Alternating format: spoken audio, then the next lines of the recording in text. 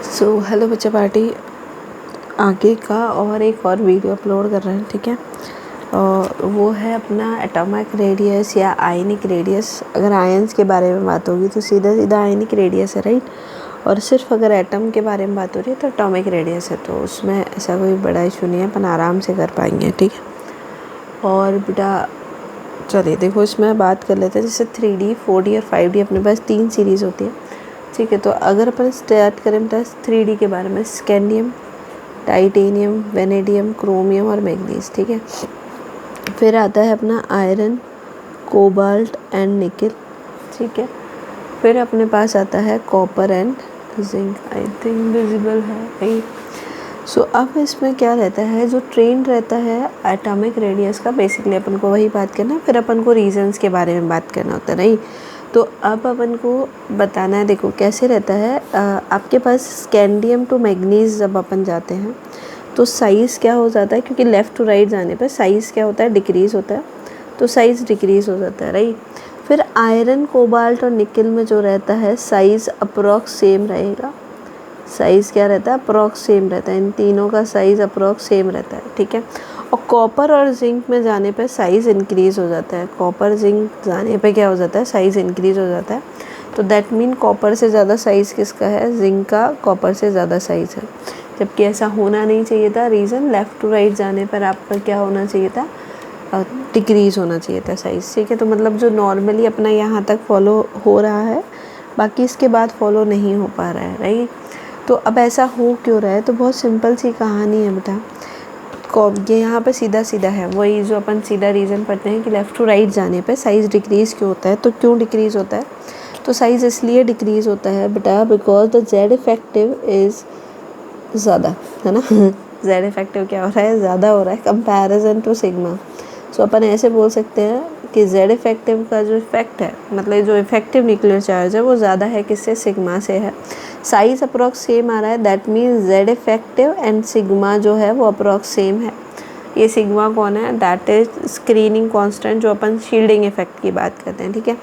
और यहाँ जब लास्ट में बेटा साइज़ बढ़ गया, मतलब सिग्मा जो है वो जेड इफेक्टिव से ज़्यादा पावरफुल हो चुका है, ठीक है। अब सारी चीज़ें ठीक है कि मैम ये तो रीज़न है कि जेड इफेक्टिव यहाँ ज़्यादा है, यहाँ बराबर है, और वहाँ सिग्मा ज़्यादा हो गया। लेकिन हकीकत में ऐसा हो क्यों रहा है, राइट। हकीकत में ऐसा क्यों हो रहा है कि भाई इधर ज़्यादा, उधर कम और उधर, ठीक है। तो भाई चलो थोड़ा बात कर लेते हैं कि अपन यहाँ से लेफ़्ट टू राइट जा रहे हैं तो अपने पास एटॉमिक नंबर इंक्रीज़ हो रहा है, ठीक है। थोड़े रीजंस की बात कर लेते हैं। एटॉमिक नंबर क्या हो रहा है, इंक्रीज़ हो रहा है, राइट। एटॉमिक नंबर इंक्रीज़ होना मतलब लाइक प्रोटॉन इंक्रीज़ हो रहा है, ऑब्वियस बात है। प्रोटॉन क्या हो रहा है बेटा, इंक्रीज़ हो रहा है। अब सोचो अगर प्रोटॉन इंक्रीज़ हो रहा है और ये प्रोटॉन कहाँ पे इंक्रीज़ हो रहा है, तुम मुझे बताओ। अपन को पता है जब भी अपन डी का इलेक्ट्रॉन फिल करते हैं तो 4s में पहले इलेक्ट्रॉन जा चुका होता है। अब स्कैंडियम जब मैं फिल करूँगी तो बेटा डी में 1 जाएगा, टाइटेनियम फिल करेंगे तो 2 जाएगा, वेनेडियम के लिए 3, 4 एंड 5 इस तरह से जाएगा। मतलब ये जो प्रोटॉन इंक्रीज़ हो रहा है वो डी में इंक्रीज़ हो रहा है, राइट। तो अब मुझे बताओ डी तो क्या हो गया, एक तरह से पेनल्टी में शेल है, इनर शेल है। डी क्या है अपने पास, इनर शेल है। डी क्या है, इनर शेल है। अब सोचो बेटा डी मतलब इनर शेल में इलेक्ट्रॉन इंक्रीज़ हो रहा है, तो इनर शेल के इलेक्ट्रॉन्स पे अपना जो न्यूक्लियस का पावर होता है इनर शेल पे वो ज़्यादा रहता है। तो न्यूक्लियस के पावर को ही, तो न्यूक्लियस के अट्रैक्शन फोर्स को ही तो अपन क्या बोलते हैं, जेड इफेक्टिव बोलते हैं, राइट। और जेड इफेक्टिव इंक्रीज़ हो रहा है on D electrons. Z effective will be increases on these D electrons, right. किसके कंपैरिजन में, जो स्क्रीनिंग इफेक्ट है, जो अपना रिपल्सिव फोर्स है। आपको बहुत अच्छे से पता है मैम रिपल्सिव फोर्स कहाँ से आ गया। तो बेटा बहुत सिंपल सी बात है, अंदर वाली जो शेल्स होती हैं वो बाहर वाली शेल के इलेक्ट्रॉन को रिपेल करती हैं। लाइक सपोज अंदर इलेक्ट्रॉन्स हैं, ये बाहर इलेक्ट्रॉन है, तो मुझे पता है न्यूक्लियस का अट्रैक्शन तो होना है, कोई दिक्कत नहीं है। लेकिन क्या अपन को नहीं पता इन इलेक्ट्रॉन्स के बीच में रिपल्शन भी पॉसिबल है। तो अपन ये बोल रहे हैं कि ये जो प्रोटॉन इंक्रीज़ हो रहा है ये क्या ज़्यादा क्या बढ़ा रहे हैं, क्योंकि 3D शेल में इलेक्ट्रॉन इंक्रीज़ हो रहे हैं। अनपेयर्ड इलेक्ट्रॉन है, 1 एक एक ऑर्बिटल में 1 इलेक्ट्रॉन जा रहा है, राइट।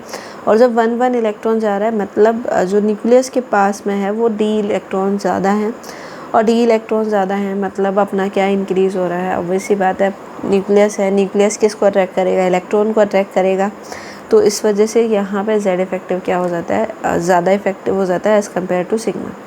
बात करते हैं बेटा आयरन कोबाल्ट और निकल में, कि आयरन कोबाल्ट निकल में अप्रॉक्स सेम क्यों हो रहा है। तो क्योंकि आयरन से क्या होना स्टार्ट हुआ है, पेयरिंग होना स्टार्ट किया है।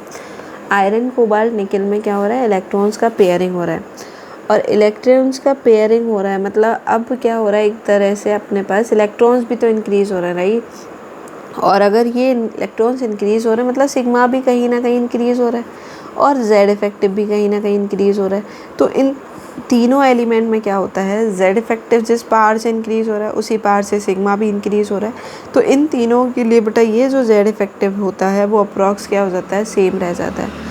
किसके सेम रह जाता है, सिग्मा के अप्रॉक्स इक्वल हो जाता है। दैट्स वाई इन तीनों का साइज़ क्या रहेगा, सेम रहेगा। ठीक है, अब बात करते हैं नेक्स्ट कॉपर और जिंक की। तो मुझे पता है बेटा यहाँ पे D10 है और इधर भी तो D10 है ना, राइट। मतलब इलेक्ट्रॉन्स का नंबर बहुत ज़्यादा अमाउंट में बढ़ गया, और इलेक्ट्रॉन्स अगर बढ़ गया तो मुझे पता है यहाँ पे क्या हो रहा है, अगर इलेक्ट्रॉन्स बढ़ता है रिपल्सिव फोर्स बढ़ेंगे मतलब सिग्मा बढ़ रहा है। तो ऐसे बोल सकते हैं कि बेटा इन दोनों में या जिंक में, जो जिंक है, जिंक में क्या हो गया है, पेयर्ड इलेक्ट्रॉन्स बहुत ज़्यादा हो गए, राइट। पेयर्ड इलेक्ट्रॉन मैक्सिमम हो गए, और पेयर्ड इलेक्ट्रॉन बेटा, इलेक्ट्रॉन एक दूसरे को रिपेल ही तो करते हैं। तो पेयर्ड इलेक्ट्रॉन मतलब एक ऑर्बिटल में कितने इलेक्ट्रॉन फिल कर रहे हैं अपन, 2। तो सोचो ना, एक इलेक्ट्रॉन दूसरे इलेक्ट्रॉन को यहाँ पर रिपेल ही तो कर रहा होगा, और अगर पेयर इलेक्ट्रॉन बढ़ जाएंगे तो मतलब रिपल्शन बढ़ जाएगा, रिपल्शन बढ़ गया मतलब सिग्मा बढ़ गया। तो सीधा सा फंडा ये अपन ने 3D सीरीज़ में थोड़ा सीक्वेंस देख लिया। अब यहाँ पे कंफ्यूज मत होना, निकल और कॉपर में किसका ज़्यादा रहेगा। तो ऑब्वियस ही बात है साइज़ कॉपर का ही ज़्यादा रहेगा, तो इस तरह से ट्रेंड जाएगा। उसका रीज़न है बेटा, कॉपर में क्या हो जाता है, कॉपर में भी तो पेयर्ड इलेक्ट्रॉन बढ़ गए ना, तो पेयर्ड इलेक्ट्रॉन बढ़ गए तो निकल के कंपैरिजन में पेयर्ड यहाँ पे ज़्यादा है, तो साइज़ इधर ही ज़्यादा रहेगा। कॉपर और जिंक में बात करेंगे तो जिंक में पेयर्ड इलेक्ट्रॉन ज़्यादा है, this why the zinc has the higher atomic radius, right. So आप अगर एटॉमिक रेडियस पूछे आपसे वॉल्यूम पूछे तो सेम ही रीज़न है, ठीक है। ये अपना सीक्वेंस हो गया इन 3D सीरीज़। सेम सीक्वेंस आपको फॉलो करना है बेटा 4D एंड 5D सीरीज़ में, अगर आप अलॉन्ग द पीरियड बात कर रहे हैं, ठीक है। अलॉन्ग द पीरियड बात कर रहे हैं, आपको यही ट्रेंड फॉलो करना है, कोई उसमें आपको दिक्कत नहीं है, ठीक है। नेक्स्ट अगर बात कर रहा है बेटा वो अलॉन्ग द ग्रुप, ठीक है। अगर अपन अलॉन्ग द ग्रुप बात करें इस चीज़ को, तो अलॉन्ग द ग्रुप अपने पास क्या चीज़ होती है बताओ। अलॉन्ग द ग्रुप अगर अपन बात करें तो अपने पास 3 है, 3D 4D 5D। देखो लास्ट लेक्चर में भी मैंने बोला था आप 6D यहाँ पे कंसिडर नहीं कर रहे हैं क्योंकि वो रेडियो एक्टिव होते हैं, और जो चीज़ रेडियो एक्टिव है मतलब उनका साइज़ बेटा, उनकी जो प्रॉपर्टीज़ है वो वेरिएबल होती है, वो थोड़े टाइम में चेंज होती रहती है। जब चीज़ें चेंज हो रही हैं, जब मान लो तुमने देखा तब कुछ और था और नहीं देखा, मतलब थोड़े दिन बाद देखा तो फिर कुछ और हो गया, राइट। तो 3D 4D और 5D में बात करते हैं, अगर अलॉन्ग द ग्रुप बात करते हैं। ग्रुप मतलब अप टू डाउन जा रहा है, ठीक है। अब होता क्या है बेटा, अप टू डाउन जाने पे सिग्मा ज़्यादा इंक्रीज़ होता है, ठीक है। तो सिग्मा ज़्यादा इंक्रीज़ होता है मतलब साइज़ बढ़ना चाहिए, राइट। साइज़ भी क्या होना चाहिए, इंक्रीज़ होना चाहिए अप टू डाउन जाने पर। लेकिन हकीकत में क्या होता है, देखो 3D 4D 5D ये अगर इसका ट्रेंड बताएं तो अपन के पास है स्कैंडियम, ठीक है। स्कैंडियम के नीचे अपने पास इट्रियम आता है, इट्रियम के नीचे लेंथेनम आता है। अगर अपन इस थर्ड ग्रुप की बात करें तो ऑब्वियस ही बात है सेम सीक्वेंस आपको फॉलो करना है। अप टू डाउन जाने पे सिग्मा इंक्रीज़ होता है, दैट मीन साइज़ इंक्रीज़ हो जाता है, ठीक है। अब अपन ने एक चीज़ पढ़ी थी कि लेंथेनम के बाद यहाँ पे कौन से एलिमेंट है, लेंथेनॉइड एलिमेंट्स प्रेजेंट हैं यहाँ पे, ठीक है। 14 एलिमेंट्स यहाँ पे आ जाते हैं, 14 इलेक्ट्रॉन्स फिलअप होते हैं किसमें, एफ ऑर्बिटल में, एफ सबशेल में, ठीक है। 14 इलेक्ट्रॉन 14 एलिमेंट यहाँ पे बीच में सिचुएटेड है। उसके बाद यहाँ पे हाफनियम स्टार्ट होता है। अगर आपको याद है तो आपको बहुत अच्छे से रिवाइज हो रहा है कि लेंथेनम के बाद अपन ने यहाँ पे हाफनियम लिखा था जिसका एटॉमिक नंबर 72 था, और यहाँ पे जो अपने पास लेंथेनॉइड सीरीज़ है वो ख़त्म होती थी 71 पे। तो यहाँ ये जो बीच में किसके इलेक्ट्रॉन्स आ रहे हैं, 4f के इलेक्ट्रॉन्स आ रहे हैं। अब मुझे पता है ये जो 4f के इलेक्ट्रॉन्स है 14, राइट, इनका जो शील्डिंग है वो बहुत पुअर शील्डिंग होता है। 4f इलेक्ट्रॉन्स का शील्डिंग या f इलेक्ट्रॉन का शील्डिंग जो होता है वो बहुत वीक होता है, बहुत पुअर होता है। अब सोचो बेटा, अपन बोल रहे थे कि नीचे जाने पर सिग्मा इंक्रीज़ हो रहा है। सिग्मा क्यों इंक्रीज़ होता है? क्योंकि इलेक्ट्रॉन्स इंक्रीज़ हो रहे होते हैं, ठीक है। इलेक्ट्रॉन्स इंक्रीजेस होंगे तो रिपल्सिव फोर्सेस बढ़ेंगे, रिपल्सिव फोर्सेस बढ़ेंगे तो ड्यूरेशन बढ़ेगा। मैंने आपको जब शील्डिंग और जेड इफेक्टिव बताया था तो ये चीज़ बताई थी। लेकिन हकीकत में यहाँ क्या हो रहा है, पुअर शील्डिंग हो रही है। अपन सोच रहे हैं कि साइज़ रिपल्सिव फोर्स बढ़ रहा है तो साइज़ बढ़ रहा है, लेकिन पुअर शील्डिंग मतलब रिपल्सिव फोर्स बढ़ ही नहीं रहे। अगर रिपल्सिव फोर्स नहीं बढ़ रहे हैं तो बताओ साइज़ बढ़ेगा क्या? मैम अरे वाह मैम, क्या बात बताइए कि पुअर शील्डिंग नहीं हो रहा है, पुअर शील्डिंग हो रहा है मतलब शील्डिंग नहीं हो पा रहा है। शील्डिंग नहीं हो पा रहा है मतलब रिपल्शन क्या हो रहा है, बहुत कम हो रहा है। अब सोचो बेटा, रिपल्शन नहीं है तो फिर अट्रैक्शन रहेगा, और अट्रैक्शन क्या कर देता है, साइज़ को कम कर देता है। जबकि इंक्रीज़ कौन करेगा साइज़ को? आपका ये shielding effect, repulsive forces increase करेगा, ठीक है। तो आई थिंक बात क्लियर हो रही है। लेकिन ये कहानी कब किसके बाद शुरू हो रही है? लेंथेनम के बाद। तो लेंथेनम पे थोड़ा ना कुछ असर पड़ेगा, इसके बाद की कहानी पे असर पड़ेगा। तो बेटा थर्ड ग्रुप को छोड़ के आपका फोर्थ ग्रुप से लगा लो, क्योंकि अब अपन सिर्फ डी की बात कर रहे हैं। मुझे पता है ये थर्ड ग्रुप से आपका आगे तक भी वैलिड रहेगा, 14 तक वैलिड रहता है, लेकिन अभी सिर्फ अपन 4 to 12 ग्रुप की बात कर रहे हैं, क्योंकि अपना डी ब्लॉक यहीं तक है। सो 4th to 12th अपने पास होगा क्या? देखो, जैसे स्कैंडियम के बाद आता है टाइटेनियम, ठीक है, यट्रियम के बाद आता है जिरकोनियम, यारी ज़रा, और फिर यहाँ पे क्या आता है, हाफनियम आता है। तो मुझे पता था भाई ऊपर से नीचे जाने पे क्या होता है, साइज़ इंक्रीज़ होता है, तो अपन तो इंक्रीज़ ही कर रहे थे। लेकिन बेटा ये हाफ नियम में कौन आ गए? एफ इलेक्ट्रॉन्स फिलअप हो रखे हैं पहले से, 14 इलेक्ट्रॉन इसमें पहले से है, जो पुअर शील्डिंग शो करते हैं। मतलब रिपल्शन फोर्स नहीं है यहाँ पर, जेड इफेक्टिव बहुत ज़्यादा है, इसका जेड इफेक्टिव ज़्यादा है तो इसका साइज़ क्या हो चुका है, कम हो गया। यहाँ पे क्या हो रहा है, जेड इफेक्टिव ज़्यादा है, जेड इफेक्टिव ज़्यादा है तो इसका साइज़ कम हो जाता है। और कितना कम हो जाता है? Approx to the size of zirconium. ध्यान रखना, जिरकोनियम के साइज़ में कुछ गड़बड़ नहीं है, वो उतना था उतना ही है। लेकिन हाफनियम जितना होना चाहिए था उतना इसका साइज़ नहीं है। और इसको क्या बोलते हैं अपन, 4F की पुअर शील्डिंग की वजह से साइज़ में कॉन्ट्रैक्शन आ जाना, साइज़ का कम हो जाना, that is known as lanthanoid contraction. इसको ही क्या बोलते हैं अपन? लेंथेनॉइड कॉन्ट्रैक्शन बोलते हैं। क्या बोलते हैं भाई? Lanthanoid contraction. क्या बोलोगे? Lanthanoid contraction.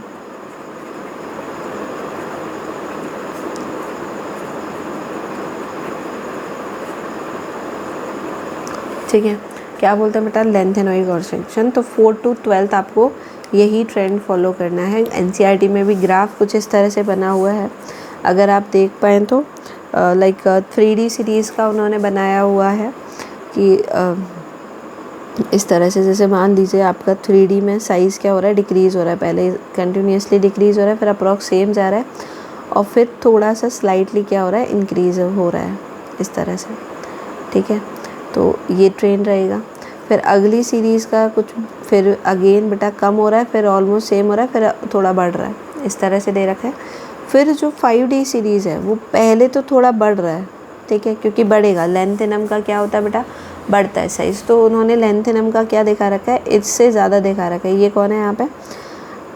ये आप यहाँ पे स्कैंडियम मानिएगा, यहाँ पे एट्रियम है और यहाँ पे लेंथेनम है, तो लेंथेनम का बढ़ रहा है, ठीक है। और लेंथेनम के बाद बेटा आप देखना एनसीईआरटी में अप्रॉक्स सेम दिखा रखा है। अप्रॉक्स क्या दिखा रखा है? सेम। आपका जिरकोनियम हाफनियम का अप्रॉक्स सेम, और फिर थोड़ा थोड़ा इस तरह से ऐसे दिखा रखा है। अब इसका मतलब ये है बेटा, अप्रॉक्स सेम ही तो है, उसने बस थोड़ा अलग दिखाने के लिए इसको थोड़ा सा ऊपर कर दिया, बाकी साइज़ अप्रॉक्स सेम ही रहेगा, ठीक है। तो 4 to 12 आपके पास जितने भी आएंगे, टाइटेनियम, जिरकोनियम, हाफनियम, तो आपको 4 to 12 में क्या करना है? आपको 4 to 12 में क्या करना है? 4 to 12 में आपको इस तरह से करना है, 3D से ज़्यादा रहेगा 4D का, और 4D और 5D का अप्रॉक्स क्या रहेगा? सेम ही रहेगा। 4D और 5D का साइज़ क्या रहेगा? अप्रॉक्स सेम रहेगा, ठीक है। लाइक जैसे अपने पास, आपको पता है टाइटेनियम के बाद आता है वेनेडियम, ठीक है। तो वेनेडियम और फिर यारी ज़रा निभाना, नायोबियम आएगा, ठीक है। फिर कौन आएगा? ला हफ्ता, टेंटेलम आएगा। तो अब मुझे बताओ इनमें साइज़ सीक्वेंस अगर आपसे पूछ ले तो वेनेडियम से ज़्यादा नायोबियम का, और इन दोनों का क्या हो जाएगा? अप्रॉक्स सेम हो जाएगा। तो ये अपना आंसर हो गया। समझ में आता है? इसको क्या बोलते हैं अपन? Lanthanoid contraction. तो अगर आपसे बोर्ड में पूछे कि व्हाट इज़ लेंथेनॉइड कॉन्ट्रैक्शन, तो सीधा सीधा कहानी है कि due to the 4F electrons, like due to the 14 4F electrons, they there will be decrease in a size due to the pure shielding of these f electrons, so this is known as lengthenoid contraction। ठीक है, सीधा सीधा है कि 4f के 14 electron की poor shielding की वजह से जो साइज़ में कॉन्ट्रैक्शन आ जाता है उसी को क्या बोलते हैं अपन, लेंथेनॉइड कॉन्ट्रैक्शन बोलते हैं। ठीक है बेटा, आई थिंक आपको क्लियर हो गया है कि क्या रहा है, और यहाँ पे भी आई थिंक क्लियर हो गया है कि अपन इसको लिखना चाहें तो कैसे लिखेंगे। तो सीधा सीधा अगर आपसे पूछे आयरन कोबाल्ट निकल का साइज़ अप्रॉक्स सेम क्यों है, अप्रॉक्स का साइन है बेटा, ये प्रॉपर इक्वल नहीं है, थोड़ा थोड़ा डिजिट्स का फ़र्क रहेगा। तो अप्रॉक्स क्यों है, क्योंकि जेड इफेक्टिव और सिग्मा इक्वल है, अप्रॉक्स सेम है। और उसका भी रीज़न पूछे कि भाई ये दोनों अप्रॉक्स सेम क्यों है, तो बहुत सिंपल सी कहानी है। इन द मिडल क्या होता है, पेयरिंग ऑफ इलेक्ट्रॉन स्टार्ट हो जाता है। पेयरिंग ऑफ इलेक्ट्रॉन मतलब प्रोटॉन भी इंक्रीज़ हो रहा है, इलेक्ट्रॉन भी इंक्रीज़ हो रहा है। अगर दोनों ही इंक्रीज़ हो रहे हैं दैट मीन एक टाइम ऐसा आ रहा है मतलब जहाँ जेड इफेक्टिव और सिग्मा एक ही जैसे, इन दोनों के लिए जेड इफेक्टिव और सिग्मा क्या है, अप्रॉक्स सेम ही है। जेड इफेक्टिव भी बढ़ा, सिग्मा भी बढ़ा, तो इन दोनों का वैल्यू अप्रॉक्स सेम हो जाता है, तो इनका साइज़ भी क्या हो गया, अप्रॉक्स सेम हो गया।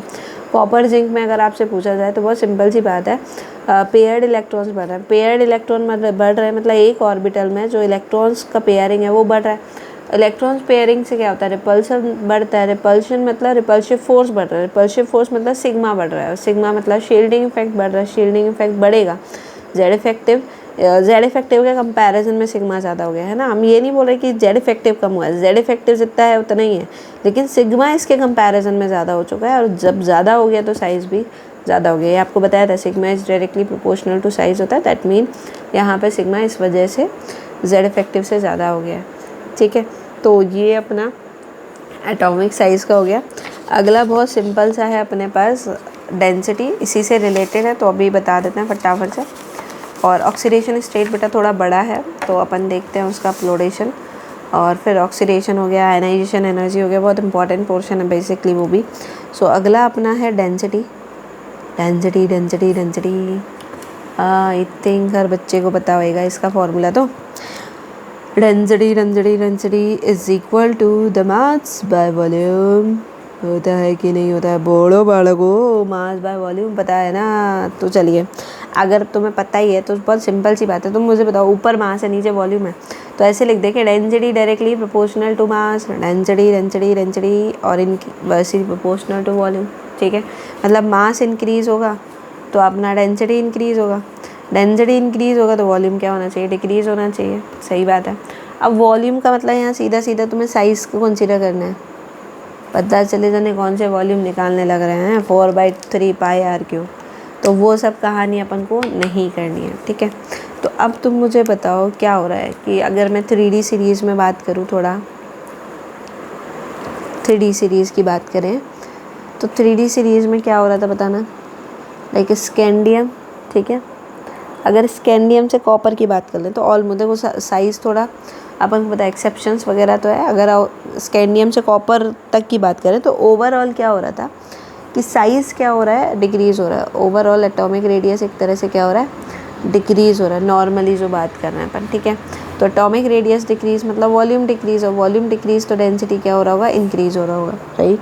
तो डेंसिटी क्या हो रहा है, इंक्रीज़ हो रहा है। तो यहाँ पे अपन को ज़्यादा एनसीईआरटी में भी नहीं दे रखा है कि क्या ट्रेंड रहेगा, बट आपको पता है जैसे स्कैंडियम से मैग्नीज तक साइज़ कंटिन्यूसली डिक्रीज़ हो रहा है, तो कंटिन्यूसली डेंसिटी क्या हो रहा होगा, इंक्रीज़ हो रहा होगा। आयरन कोबाल्ट निकल में, अब देखो आयरन कोबाल्ट निकल की अगर मैं बात करूँ तो साइज़ तो उनका अप्रॉक्स सेम था, मतलब वॉल्यूम पे कोई ज़्यादा फ़र्क नहीं पड़ा, मतलब मास पे फ़र्क पड़ा। तो मास तो बढ़ रहा है ना, आयरन का, कोबाल्ट का, निकल का, तो मास थोड़ा थोड़ा बढ़ा, तो थोड़ा थोड़ा ही क्या बढ़ेगा, डेंसिटी बढ़ेगा। फिर कॉपर में साइज़ बढ़ रहा था, साइज़ बढ़ रहा है, मास भी बढ़ रहा है, तो ओवरऑल डेंसिटी क्या हो रही है, इंक्रीज़ हो रही है। लेकिन अब आपको पता है जिंक के बारे में अगर कहानी कही जाए तो जिंक में क्या हो रहा था, एटॉमिक साइज़ क्या हो रहा था, बढ़ रहा था। एटॉमिक रेडियस क्या हो रहा था, बढ़ रहा था। एटॉमिक रेडियस बढ़ेगा तो भाई क्या बढ़ रहा होगा, वॉल्यूम भी बढ़ रहा होगा। एटॉमिक रेडियस बढ़ेगा तो वॉल्यूम बढ़ेगा, और जब वॉल्यूम बढ़ ही रहा है मतलब डेंसिटी क्या हो रहा होगा, कम हो रहा होगा। तो करेक्ट, डेंसिटी अगर बढ़ रहा है, एटॉमिक रेडियस ज़्यादा है, वॉल्यूम ज़्यादा है, तो वॉल्यूम ज़्यादा है तो ऑब्वियसली बात है डेंसिटी क्या रहेगा, कम रहेगा। आई थिंक आपको क्लियर है ये चीज़। ठीक है, डेंसिटी क्या हो गया है, कम हो गया है। स्कैंडियम से कॉपर तक की बात करें तो डेंसिटी क्या हो रहा है, इंक्रीज़ हो रहा होगा, राइट।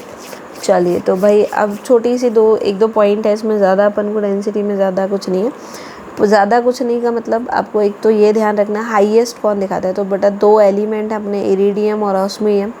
तो ये सबसे हाईएस्ट डेंसिटी शो करते हैं अपने पूरे डी ब्लॉक में।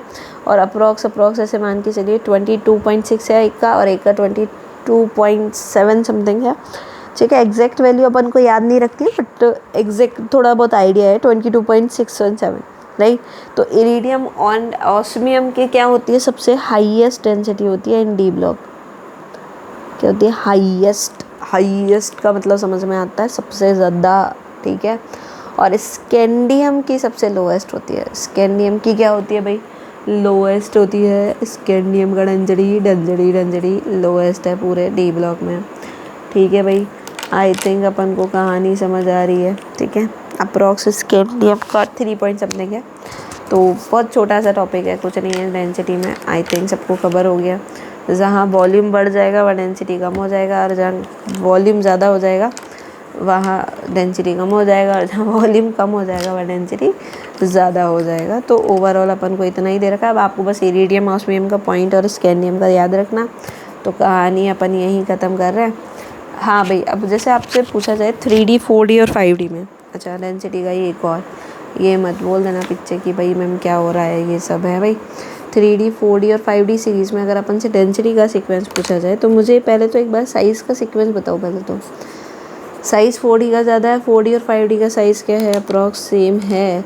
तो भाई वॉल्यूम क्या हो गया था इसका, बहुत कम हो गया 5D सीरीज़ का। तो भाई अप टू डाउन जाने पे आप ये मत बोल देना कि नहीं, अप टू डाउन जाने पे तो सिग्मा इंक्रीज़ होता है, साइज़ इंक्रीज़ होता है। अगर साइज़ इंक्रीज़ हो रहा है मतलब वॉल्यूम इंक्रीज़ हो रहा है, मतलब डेंसिटी कम होगा। लेकिन 5D सीरीज़ में क्या हो रहा है, वॉल्यूम कम हो रहा है। वॉल्यूम कम होगा तो डेंसिटी क्या हो जाएगी, इंक्रीज़ हो जाएगी। बहुत कॉमन सा फंडा है।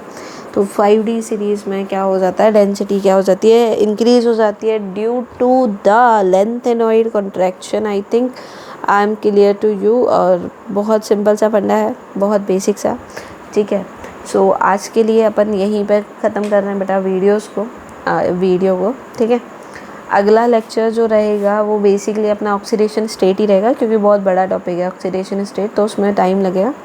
तो नेक्स्ट वीडियो अपन देखते हैं कब टाइम मिलता है। आज संडे है, अगला टाइम देखते हैं कब मिलता है, तो तब की बात करेंगे। तो ऑक्सीडेशन स्टेट पे बात करेंगे पहले तो, फिर देन आयनाइजेशन एनर्जी पे बात कर सकते हैं अपन, या फिर इलेक्ट्रोड पोटेंशियल पे बात करते हैं कि लाइक M2 + M में जा रहा है तो क्या रहेगा, SRP से क्या पंगा फंसेगा। तो SRP आप पढ़ सकते हो इलेक्ट्रोकेमिस्ट्री से, और थोड़ा अगर अपन को SRP आता होगा तभी अपन को सिंपल सा वो ऑक्सीडेशन पोटेंशियल या रिडक्शन पोटेंशियल जो भी है उसके अकॉर्डिंग दे रखा होगा, अपन को तब समझना पड़ेगा। राइट, एंड आई थिंकिंग सब कुछ क्लियर है। कुछ भी डाउट हो कमेंट सेक्शन खुला हुआ है, जब मन करे कमेंट में डालना, मैम ये डाउट आ रहा है, ये चीज़ हमें समझ नहीं आई है। सो अभी के लिए बहुत बहुत धन्यवाद। सो आई थिंक आप पढ़ रहे होंगे बहुत अच्छे से, क्योंकि बेटा अक्टूबर आ चुका है, और अपना आपको जैसे 12th में जो बच्चे हैं तो बेसिकली आपको अक्टूबर तक कंप्लीट करना है, रैपअप करना है पूरा सिलेबस को। फिर देन आपको 11th रिवाइज़ करना है, देन आपको अपने पेपर्स की, बोर्ड्स की, सबकी तैयारी करनी है। सो प्लीज़ लग जाइएगा, और कुछ भी दिक्कत हो तो मुझे बताइएगा। ठीक है, तो थैंक यू सो मच, धन्यवाद।